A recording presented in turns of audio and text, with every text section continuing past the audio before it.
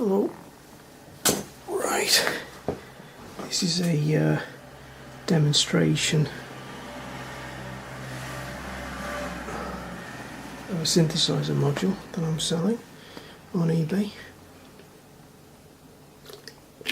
It's not going to be much of a synth demo, to be honest. It's more of a just showing the controls working. And I'll tell you what I'll do.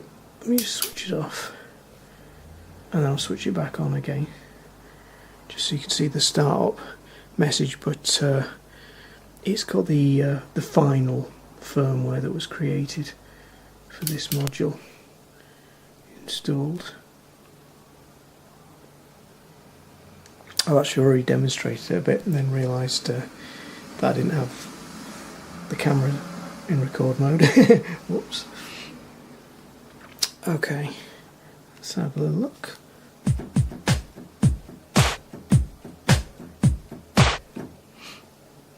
Okay, that's some sort of drum kit. All the controls and switches work absolutely fine, apart from the encoder wheel, which is a bit glitchy, but still usable. I'll demonstrate it in a moment, but everything else works perfectly. Let's try changing category.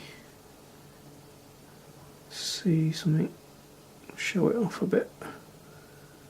Well, my playing won't really show it off. There's synthesizer sounds.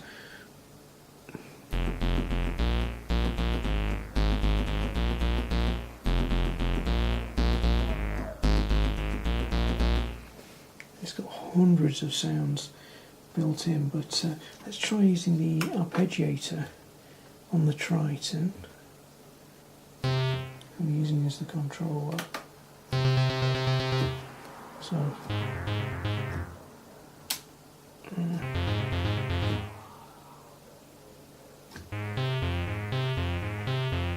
just set something off, just so we've got something to tweak. I'll put it on latch. So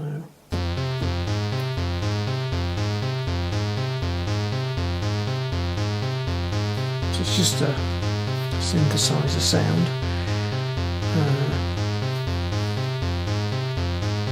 Let's try use the matrix display to control it. So that's the filter.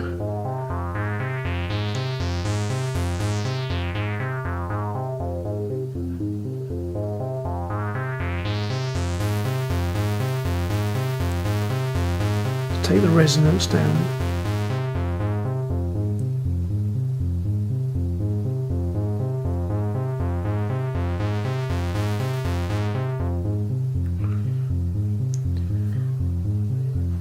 We'll go down the matrix. So there's the attack. Movement and rate, I think they relate to the LFOs.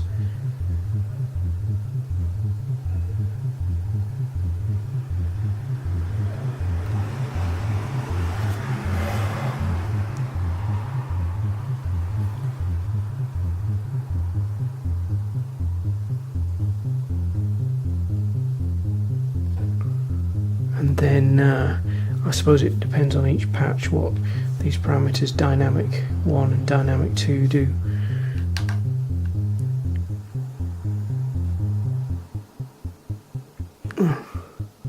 Seems to change the release time.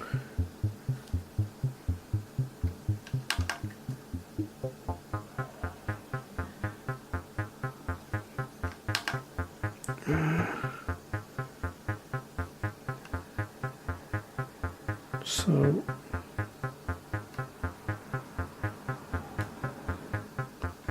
they relate to the LFOs, and all those controls are responsive. The backlight's nice and bright, you know. No problems with that.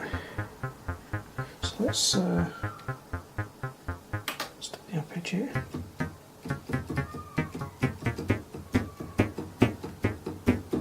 Go through some more patches. So the way that the two ROMs this thing has, are organised is there's the Composer ROM that's standard with all Proteus 2000 modules, and that's got mostly the sort of things you use for songwriting in pop genre, that sort of thing. And then it's got an XL1 ROM, which is the more sort of synthesizer and dance sounds, and I would say the quality is a little bit higher because it seems to make more use of the architecture than the built-in Composer ROM. I say built-in, they're both socketed. So let's have a look. Let's go through some more stuff. There's synthesizer sounds. Some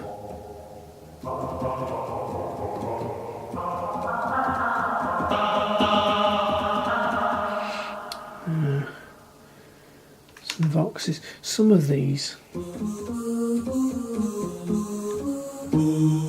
I presume they're emulator and Emacs library sounds.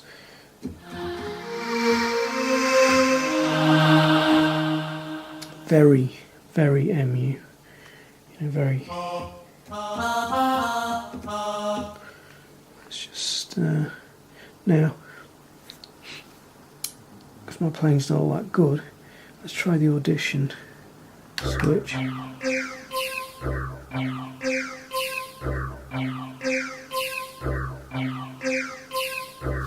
Okay, demo of that one.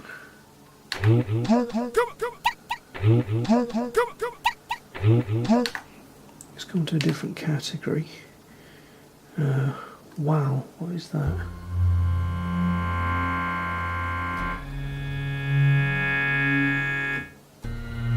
See, with a sound like that, what I'd like is more. I'd like more a longer release time.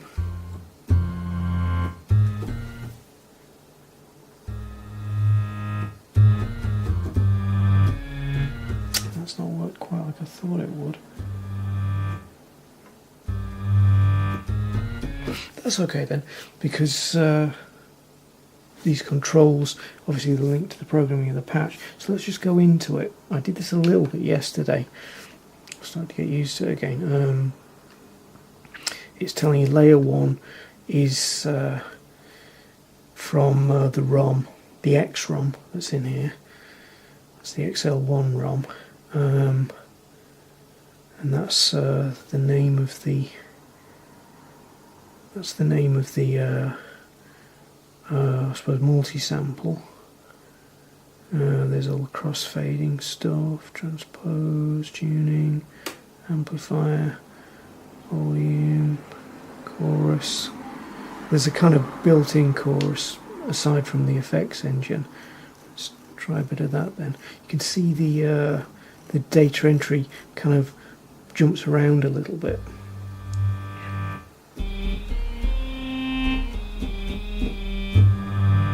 It's useful for some stuff. Let's pop that back down to 0. We don't want it. Let's go back up these parameters, but what I'd like to do is increase the release time. Where is it? What if I've gone past it? I did a bit of this yesterday. I thought it was transpose amplifier. Ah, I see. Volume envelope. Oh, I don't know. I went past that actually. But the attack time. Attack's fine. Attack 2. Very complicated envelopes, and I mean the programming is about as deep as any romper of this era would go. Really, I mean, it's got function generators and all sorts.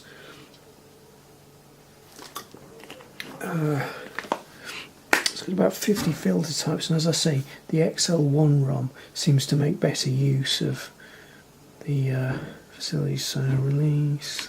So that's a 16. Let's take it up a bit higher.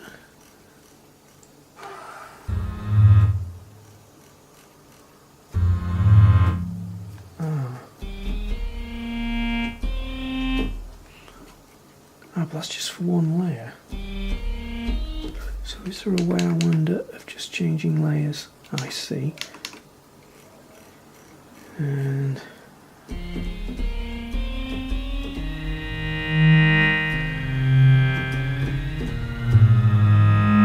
wonder which of the filter types that is. Ah. Layer 3, layer 4. I see, so the patches are made up of 4 layers. So with this model it's got the 128 note polyphony, which is just as well as the 4 layer patches. I wonder, is there a simple mode for the editing? Oh, I can't remember. I see, that's layer all. I see. So if I just want to increase all of them.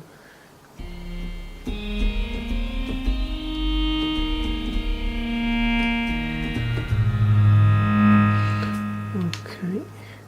But it's obviously got quite a complicated architecture for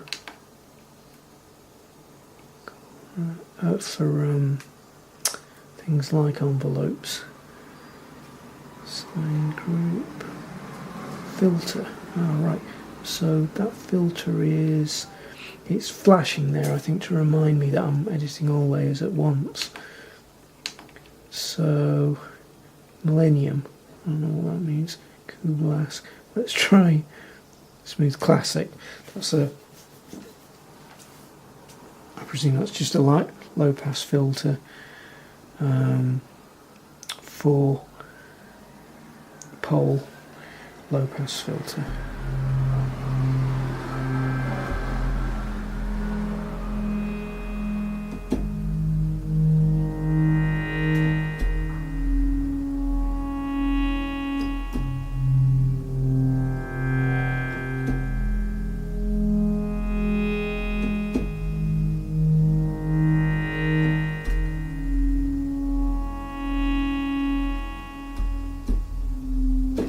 Yeah, I mean, I personally like that sort of sound. You know, like sort of vintage sci-fi. I suppose they're the start levels or the offset from where the controls are. Time-based, there's the envelope for the filter, and all sorts. But got some LFOs. Can I, oh, dare I try to assign an LFO to the filter? Hang on. When I go back there and say, rather than time-based, tempo-based, I suppose tempo-based must mean LFO.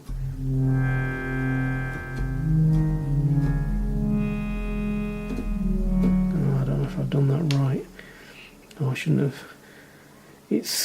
I've not used this in a couple of years, to be honest, so I'm a bit rusty on programming it. Auxiliary envelope, LFO shape. Can you assign the LFO?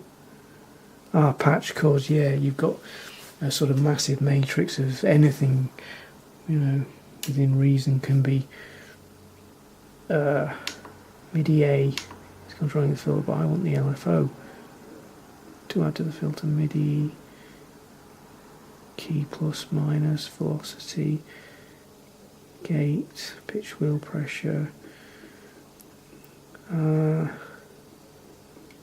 MIDI J, foot switch. Well, there's probably some other way of doing it on this synthesizer. There's the filter envelopes. LFO.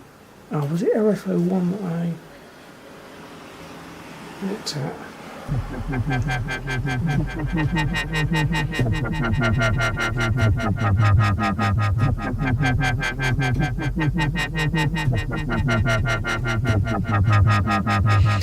Yeah, see, what I've done is I've bought all these sounds again in sound font format, but unfortunately, obviously most sound fonts can't replicate the filters in this and the you know, the variety of filters. But I've decided to go full software, apart from the Triton, so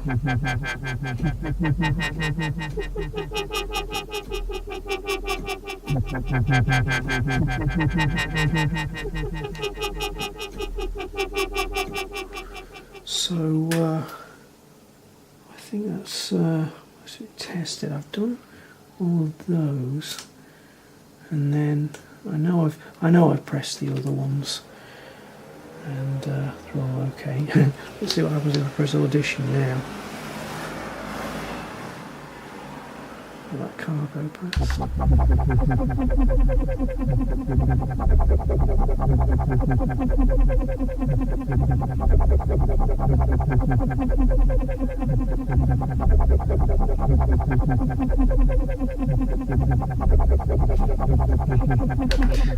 I like that, but I'm a science fiction fan anyway, so.